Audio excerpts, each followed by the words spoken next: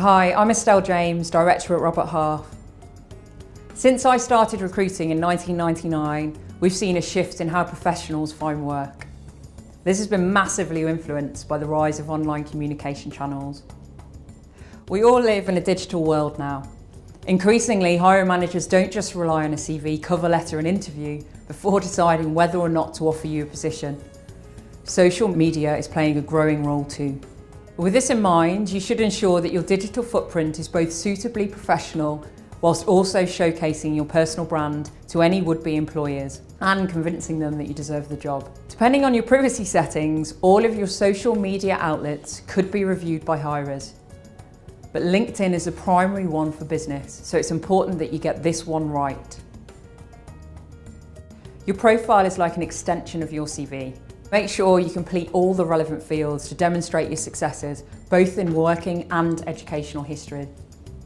People can search for you by qualification, so it's important to ensure that this is all complete.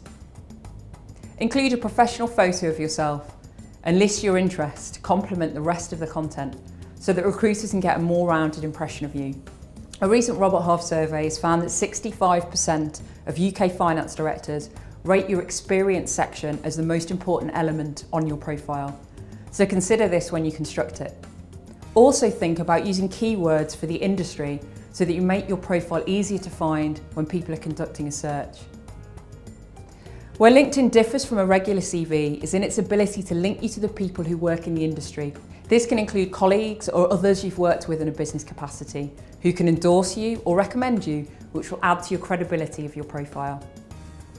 However, when trying to link in with other professionals, there's a certain etiquette that needs to be observed. Otherwise, your networking efforts may end up having the opposite effect.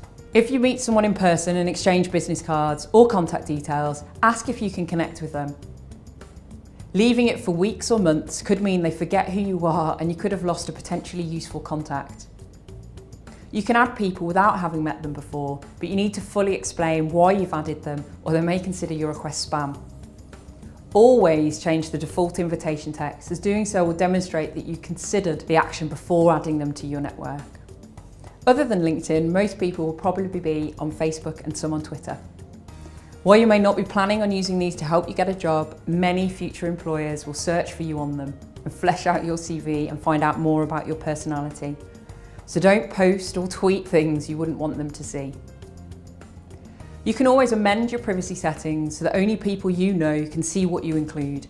But the simplest thing is avoiding controversial messages about others, particularly criticising current employers, vendors or clients. Be careful about the photos that get uploaded too. Generally speaking, if you wouldn't want your nan to see a particular photo, you probably wouldn't want a potential employer to see it either. There are positive ways in which you can use Facebook and Twitter to build your brand. Following people or organisations from industries that interest you to help you keep abreast of the latest sector news and potential job opportunities. Social media is as much about being active as it is about reading information from others. So keep your profiles updated with messages, share content that interests you, and don't be afraid to pass opinions on issues.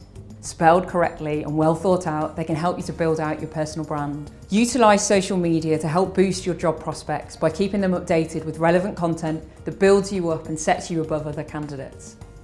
You can find out more by visiting roberthalf.co.uk.